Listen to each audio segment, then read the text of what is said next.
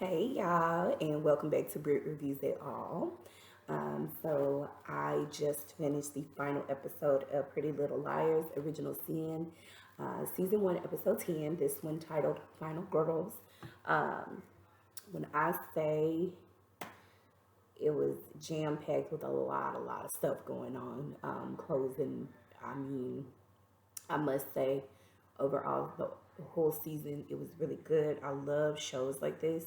So I'm really hoping that they get a season 2 so we can continue on with um, the Pretty Little Liars um, show. I mean, hopefully they'll be able to pull it off to where it could become just as good as our original Pretty Little Liars. They had several seasons for that particular show. So without further ado, let me go ahead and get right into it. So they start off with a flashback to Angela. She's leaving the house, she's getting dressed and getting ready to leave the house to go to the party, the New Year's Eve party, right? Okay, so her mom, she's just talking to her. Her mom is pretty much saying, like, oh, this is why this happened to you. Look at the way you dress. You know, you invited that onto yourself. And I'm like, oh my goodness, see that right there. I know her mom is like super religious, but that was a very terrible thing to say. Just because your daughter is wearing a little bit more revealing clothing than what you would like for her to wear, that does not mean that she's inviting for someone to come in to abuse her, sexually abuse her. Now, so of course, Angela went to the party anyway, so now we know why her face had her mascara and everything was running down her face. It was because she got into a little argument with her mom right before going to the party, so she was crying, and that is why her makeup looked like that. Her makeup looked like that. So she left the house anyway. Unfortunately, that was the last time her mother saw her alive, and that's super sad. So now we get to Farron. She goes home from going over to the Beasley's residence. She goes back home to find that her dad is back home. Um, and basically they were just talking. She was just like, "Oh my God, thank you, Mom, for getting Dad out of jail." And pretty much they said that they didn't even charge him with anything. So he's saying like he felt like it was something like a warning or something. So they were just messing with him. And of course, Farron feels so, terrible about that because that was not her intent when she approached Sheriff Beasley and went off on him about Kelly. Now, West is talking to Tabby. She's asking him about Chip because she has been going around trying to get a little bit more information about Chip without him knowing, right?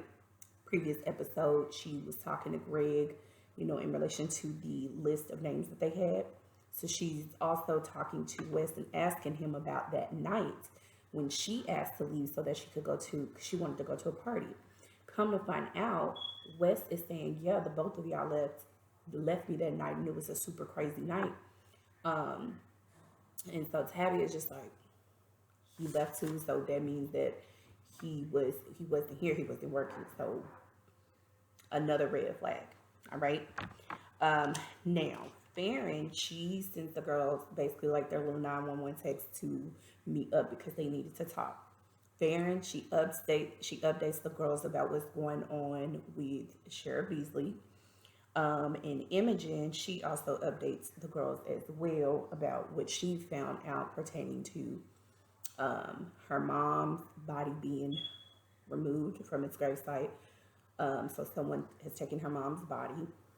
So that is what's going on. So they're pretty much questioning, okay, Sheriff Beasley, there's more to the story about this, and why didn't the parents mention that Sheriff Beasley and her mom dated in high school? So they were just like, you know what, we got to go back to get them, but let's surprise them and get them on their own.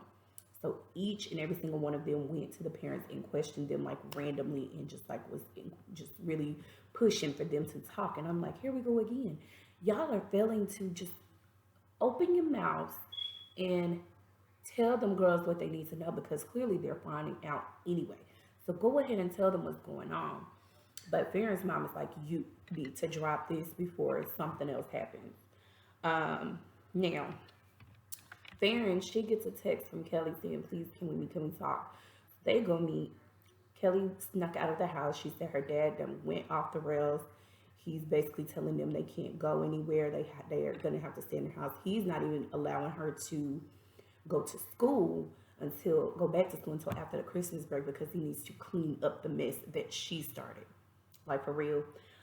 So at this point, Farron's just like she just goes and she tells Kelly everything. She tells Kelly about A pushing Karen off of that off of the thing, and about yeah, pretty much just told her everything about A. I was like, ooh, Farron, I don't know if you're supposed to do that, but basically, Farron is just like, girl, just hold on for one more night. I'm gonna talk to the girls. We're gonna figure something out because we're gonna get you and your mama away from him because A is going after everybody who hurt Angela Waters.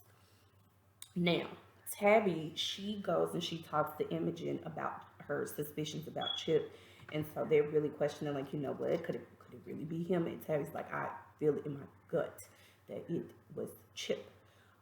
So Imogen, she says that her underwear was missing the morning after her assault. So whoever it is that did it, it is possible just for some, thing like a collector's thing that if it is Chip, that he may have them in his possession. So they're just like Tabby already knows that Chip is said to work late at the movie theater. She knows that. So they come up with a plan to get into his room so that they can do some digging and see if they can find evidence to confirm, yes, it is him. So they go to his house. You know, Tabby's best friends with Chip, so she was able to, of course, be able to just go in his room, pretend that she's looking for some kind of film stuff, and they get free range to search his room. Now, as they're looking through the room, of course he has movies everywhere. He's a movie head just like Tabby.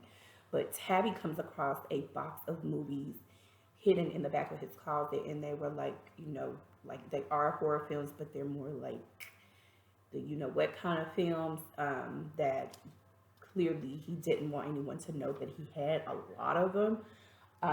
So that just kind of made her feel a little grossed out pertaining to Chip.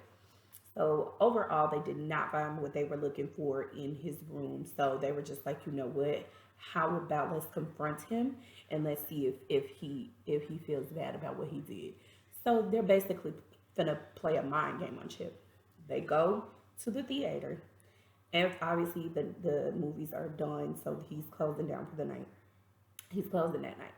They go in and they confront him and they basically speak to him as if they know for a fact and they have sure enough evidence that he's the one that did it. And just to kind of talk to him and keep, saying and speaking in the way that they were speaking to him, as if to try to get him to just say, oh, and just see if he confesses, see what he says. And you guys, when he confirmed that he did that to them, you could see the expression in both of the girls' faces like, oh my God, like, oh, we were hoping it wasn't you, but you just confessed to us that it was you. And he basically was just, uh, you could see that he was, let me say this, the fact that he even came on to Imogen the way that he did, knowing what he did to her, and the fact that he had to have known that that girl was pregnant by him, and he done did a whole thing with her. He's like been, you know, making her like him, like, they kiss. Like she said, you let me kiss you. You pretended to do this. You did this whole project with me for class. He went to go to the whole thing with her to talk about adoption, and so now it made sense why he was so comfortable. But it was like, dude, how mentally unstable are you to even do that and not feel no type of way about it? Like, she called him psychotic. Literally, as this is happening, here comes A coming from behind Chip, and when he turns around, he freaks out and runs out the door. And the girls are standing there looking like frozen, like what? He heard us just like Tommy, Sheriff Beasley, hurt Angela Waters. And we wait because we're like, what is A gonna do? Like, what was his intention for being there? He takes off after Chip, and we don't see them again. I mean, that was a lot to take in on that scene. And who knew that Chip was actually going to confess? That was out of nowhere. And I mean, like, Tabby put two and two together, and like that same thing kept going in her mind, like her mom said. 9 times out of 10, it is someone that is close to you. And lo and behold, it was her freaking best friend, man. Because she didn't want him in the way he wanted her. Terrible. Now, the girls, they update Imogen and Tabby. They update the other girls about Chip and Heather at school, sitting in the lunchroom. And then Farron, she goes ahead and she updates the girls about Kelly and what she told her. And then out of nowhere, they get a text from A, basically saying, "You broke our rule." And Kelly's like, Farron's like, "Oh my gosh, I told Kelly about A." So all bets are off, and A is like, boop, moving on. So we got to get to the final scene or final round, whatever you want to call it. Let me see. Okay, so as they're sitting there talking, like I mean, at this point, Farrington already told Kelly everybody's up to date on what's going on. They still feel like, okay, we still need to find out what is the connection to Angela Waters with A, with us, like what is all of this coming down to? So they come up with the idea to go back to the Waters residence and search that for more clues to figure out, what are they missing when it comes to Angela. Um, Now they are searching the house, and this time, if you notice, they did not separate. The girls stayed together, so that was a good idea because I know that they were like, "Well, what if A is in here?" Um, I'm still kind of wondering, where did Crazy Joe come into play? Like, how is he in the mix with all that? Well, I'm sure we'll figure out down the line somewhere. Like I said, hopefully we get a season two. But yeah, where did Crazy Joe come in on that?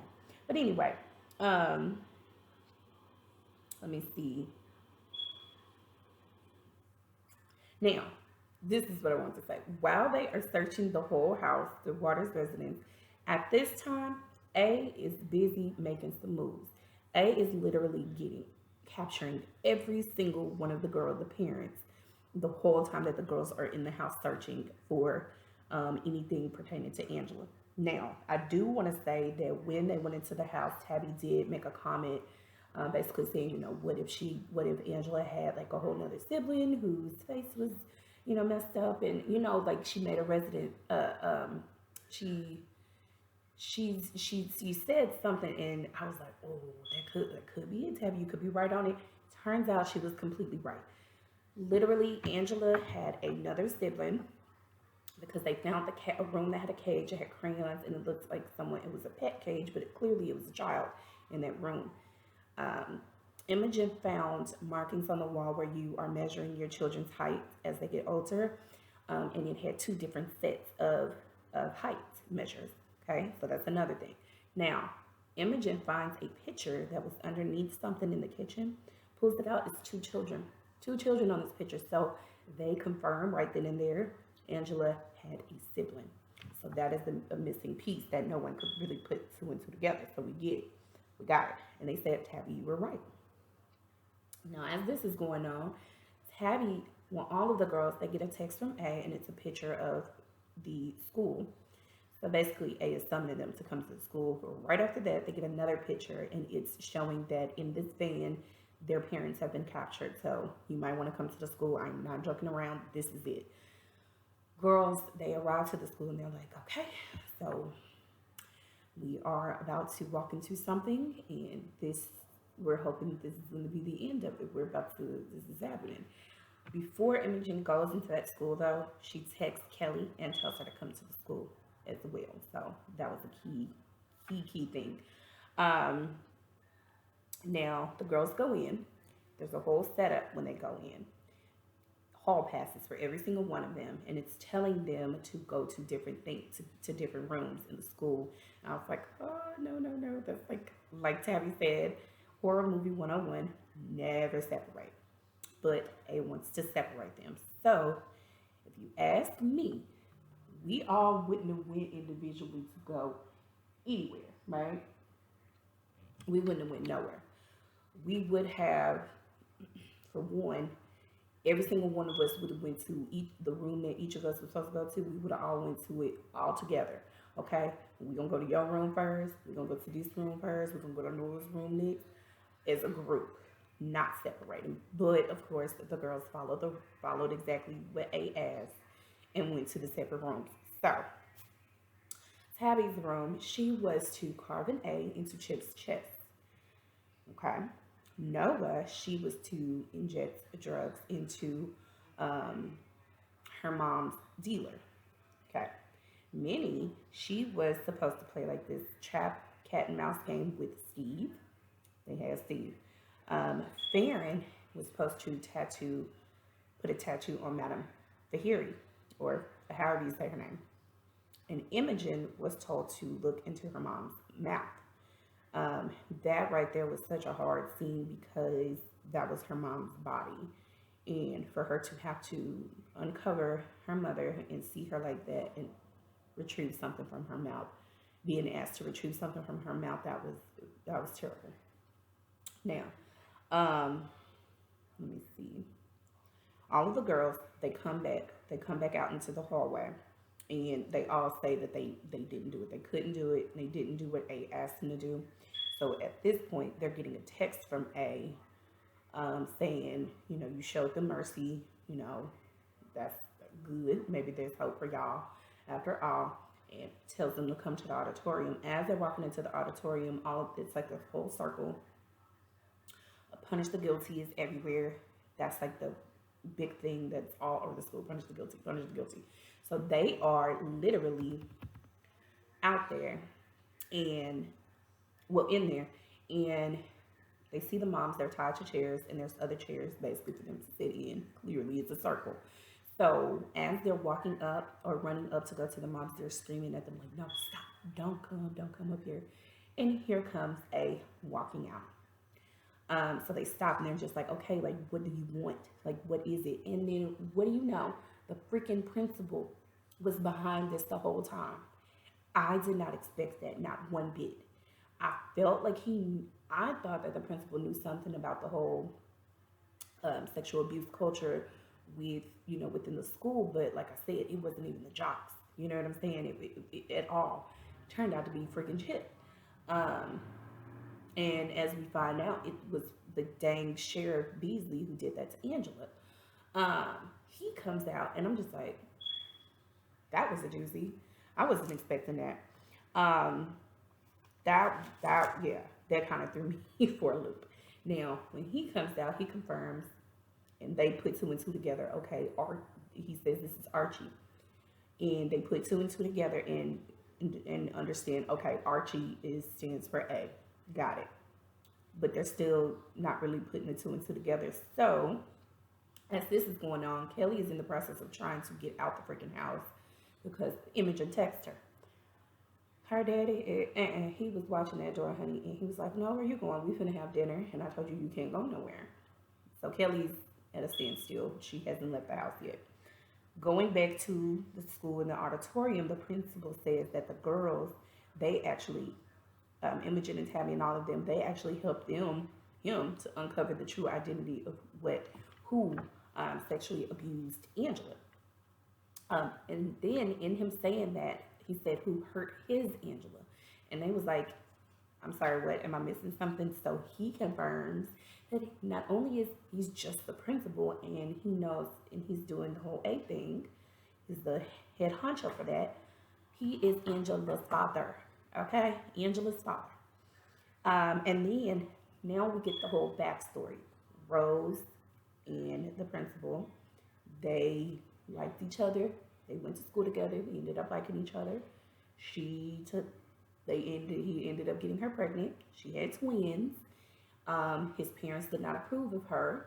So basically, Rose clearly, her family, they just didn't have money and whatever. And his family paid them off for Rose to take her and the children and leave and go to a whole nother town and stay away in secret. So at some point, as they gotten older, Rose returns to Millwood, and at this point, he's become the principal, and tells him that Angela he wants her to go. She wants her to go to a good school, and that she's gonna return. She's gonna come to school there. Clearly, Angela did not know this whole time that that was her dad. But he's basically just watching her go around the school with the girls, with the parents, and everything that was going on around that time. He's just watching it. As far as Archie goes, he was never allowed to go to school because Rose basically said that Archie had a face that only a mother could love. So clearly his face was deformed. Hence, we've never seen his face. He wears a mask. Okay, got it. So, like I said, we were putting two and two together. Angela and Archie are the children to the freaking principal. Crazy. Um, so let me see. He says that Angela, she didn't take her life because of what Sheriff Beasley did to her, Tommy, or whatever. It was actually because of something that those girls did to her after that happened. Um, and so it's like, again, it's still more information that y'all didn't share with the girls. They've been trying to find out what the heck is going on this whole time. And y'all are still holding on to stuff and not telling them everything. Um, Now, at this point, Kelly is still at home. She's going off on her dad at this point because, okay, they're sitting there, they're having dinner. She basically is like, you are the reason for all of this. That's what's going on. You are the reason that Karen is no longer with us. Like, it's you. You started this. And he's just sitting there looking all kind of cuckoo. And the mom is just like taking this all in, and she's starting to think, and she's like, wait a minute, like, is he really the reason for all this stuff that's going on? But she gets up and quietly, she doesn't say anything, she just gets up and she leaves. Now, Kelly is still sitting there talking to her dad, and she's just like, when I'm going to get out of here, when I get out of here, I'm going to sing like a canary or whatever she said. And he gets up, grabs his gun, and he's like, there's 3 bullets in here. You believe me, you ain't, basically he's like, you ain't going nowhere. And he done threatened her with a gun. Before we know it, the mom comes out of nowhere. When he turns around, she stabs him 2 times. Okay, wasn't expecting that. And Kelly was sitting back like, what the frick is going on? Like, her mom was just like, okay, mom. Whoa, my dad just threatened me with a gun, and my mom just came into the dining room and stabbed my father. Like, whoa. Okay, now while all this is going on, they're still back at in the freaking auditorium. So Imogen, she did open up her mom's mouth, and she retrieved those pages, and they were the pages from her mom's diary. Basically, it pretty much was saying erase Angela on it. And she's like pleading at this point, like, y'all, tell us the truth. Finally, we get Sid to open her mouth to speak and say what happened. So we get the flashback. The girls basically, they took Davy's side and did what Davy said. Davy did not believe what Angela said about Tom abusing her. Um, so she was angry, and she decided they wanted to get back at Angela, and the plan was to erase Angela. So they basically acted like she did not exist. At some point, even the other students in the school started to kind of adapt to that and do the same thing. So, almost as if she was a ghost. And that was terrible. And when I tell you that Davy back then was horrible, and the fact that the parents, the other girls, they just followed behind her with whatever she said. I mean, just terrible for no freaking reason. And then, to even after you did all that, you went back and you pretended as if you wanted to, just start with a new slate. I'm sorry about what he did to you, Tom, what he did to Angela. I'm so sorry. I should have believed you. You know, all that kind of stuff. Just to have that girl come to that party and for y'all to do the same thing to her. Like Sia said, when she came to the party, she looked like she was in distress. She looked like she had done ran through the woods. Makeup is just dripping down her face. She looks like she's something's going on, and they still paid her no mind, which led to her to do what she did. And that is why A has been doing what A has been doing. Um, Now, all of this is going on. Kelly was able to finally leave the house. She goes to Pinball Pizza, grab Greg, and tell him, like, come on, I need your help, like, right now. And they take off. And like I said, all of this is still going on.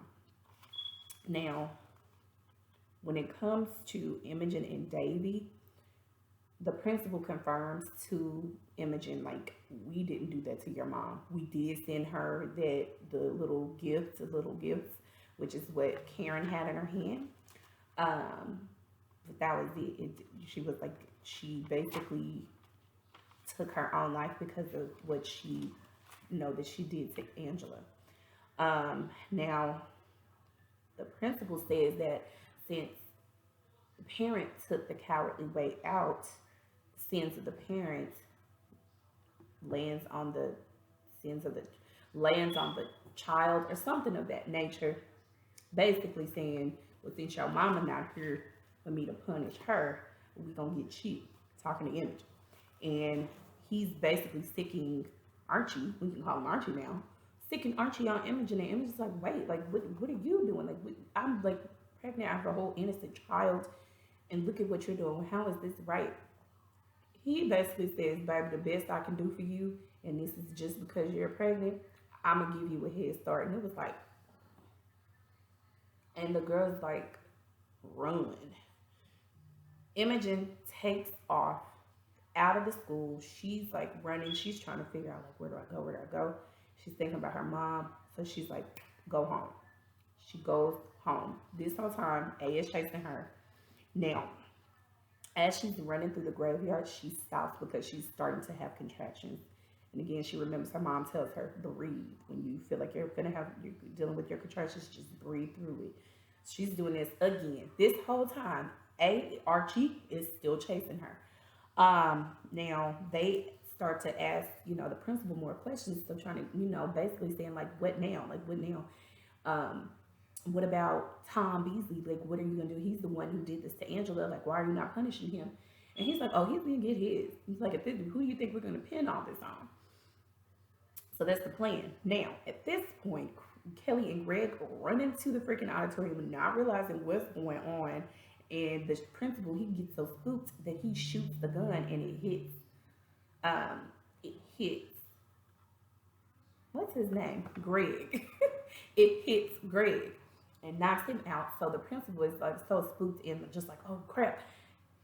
Tabby, she had took the wood block with the teacher's name on it, took that and had been having it that whole time. She clocked him upside the head, knocked him out.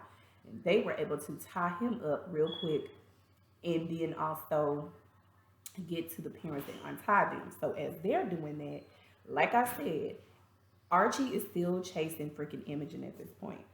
So Imogen is in her, she went into her hiding space that she used to do with her mom. She goes into the hiding space, which is the bathroom, sitting in the shower. Of course, you can see this body sitting in the freaking shower. So as Archie is coming up there, he's finna get ready to open up the shower curtain. Imogen stabs Archie. And I'm just like, well, first of all, when did she have time to go grab a knife? Because we didn't get to see that part. Now, at this point, Archie and Imogen, they are tussling, okay? Because Imogen is not going out like that. She's like, oh, heck no, you ain't finna just take me out like this. She is fighting him. She is not going down easy. She ends up being able to, as they're struggling, she ends up stabbing him twice, okay? And at this, stabs him twice good enough in the neck area to where he just kind of takes him down. She gets a moment to stop. As the parents and the girls come to the house, they find her upstairs. They're sitting right across from each other. And they're just like, is he dead? Like, and she's like, I think so. And she's like, and my water just broke. It's like, oh, poor Imogen. Like, she's just had it rough, very rough. Oh my gosh. So we get to where she's waking up in the hospital. She done had a whole nightmare at this point. When she wakes up, Noah, not Noah, it's Tabby and Sid are there. The baby is good. Everything's good. Now they let her know one thing. First of all, the creeper, Archie, is still alive. He's in the hospital with us. Two, Sheriff Beasley, still alive. He's in the hospital with us. Third, the principal and Chip, they have been arrested. Okay, so we know that. Fast forwarding to Christmas Day. Everyone's together, everyone's smiling, it's warm, it's a happy moment. Everybody's cool. Noah's mom makes an announcement she's going to go to rehab. The other parents are like, well, Noah, you have someplace to go. You are more than welcome to come stay with us. Girl, we got her. Okay. Now, Benny's mom, both of her mothers, they say they're going to try to work it out. They're going to go to couples therapy. And she's like, no more motel for me. And Benny's like, no more motel for me. I'm good. I got everything I need right here. Now, y'all have to tell me. Now, for me as a teenager, I was a teenager. We couldn't be doing all that kissing in front of our parents and stuff. You couldn't be sitting on no boys' laps in front of your parents like that. Like these teenagers, they are on a whole nother.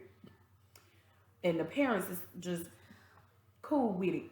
Every single one of them, they sitting there kissing on each other, like no, no, no, no, no, no. You wasn't doing that over here, and we couldn't do that. But I'm just making an observation. Okay. Anyway, um, Tabby and Imogen, they find out that Chip, he was able to, his parents posted his bill. And so they're just like, okay, well, we want to press charges. Like, we talked about this, we really want to press charges. And they like, we got y'all. It's not going to be easy, but we going to work on it. Now, moving on to Imogen, she's talking to Tabby. They having a moment, and she's saying that the baby's getting adopted, so that's good. Um, how crazy is it, y'all, that the adopted parents are Ezra and Aria from freaking Rosewood? Hello. Really? The original Pretty Little Liars connection? I love it. Um, and Tabby asked Imogen, like, do you think, like, in your new motherly instinct, like, do you think, like, all of this stuff is over when it comes to A? Like, you think we good now? And she says, yeah, everything's good. She was like, I think we're good. I think it's over. Now, and right after she says that, we get the clip where the nurse finds Sheriff Beasley kaputs, okay? Um, they go to the room. They see that the deputy or the whoever was watching him was was a kaputs as well, and that bed was empty. So we know that A has escaped. All right. Next thing you know, we go to Chip's house, and he gets it's a ring at the door. He's like, I got it. Goes to the door, and who do you think is standing there about to chop him up? Freaking A, or AKA Archie Waters. That is. So, yeah, that was the end of the first season. The Pretty Little Liars Original Sin. Like I said, I loved it. I love shows like this. I'm going to be watching more shows and doing reviews on other things. Y'all, let me know what y'all thought about this whole season. Make sure you like, comment, subscribe, do all that jazz. Hit that notification bell button about more stuff that I'm going to be doing. You will be notified, okay? Also, like I said, I'm into shows like this. I watch Riverdale, all this kind of stuff. And if y'all are into that, let me know. I have no problem with doing reviews on that. Give me some suggestions for different shows. Let me know. I'm pretty much into like different things, so I don't just have one thing that I'm into.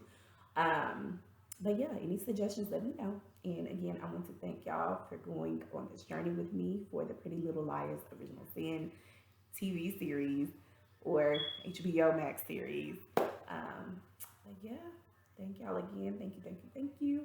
And I will be back with more. All right. Bye, y'all.